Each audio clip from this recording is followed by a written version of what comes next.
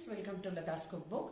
இன்றைக்கி மாலையபட்ச டிஃபன் சீரீஸில் இன்றைக்கி என்ன பார்க்க போகிறோம்னாக்கா இது வரகரிசி உப்புமா.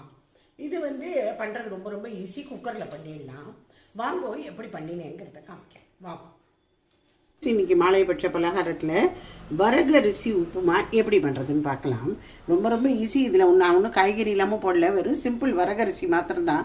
கடுகு, உளுத்தம்பருப்பு, மிளகா வத்தல், கருவேப்பிலை அதெல்லாம் வச்சுட்டுக்கேன். கொஞ்சோண்டு தேங்காய், அவ்வளோதான், வேறு ஒன்றும் கிடையாது.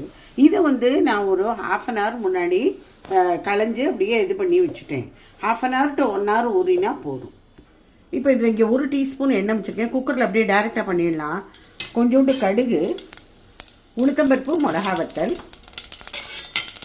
கருவேப்பிலை,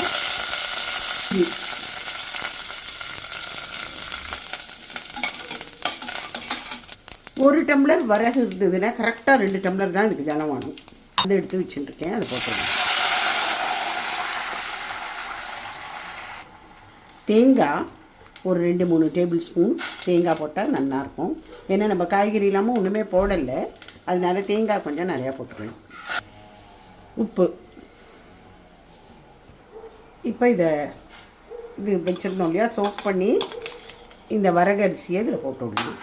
போட்டுவிட்டு கொஞ்சம் லோ டு மீடியமில் தான் வைக்கணும். ஏன்னா டைரெக்டாக பண்ணுறோம் இல்லையா, ரொம்ப ஹையில் வச்சா அடியில் பிடிச்சிடும். கரெக்டாக 2 விசிலில் அணைச்சிடணும். 2 விசில்,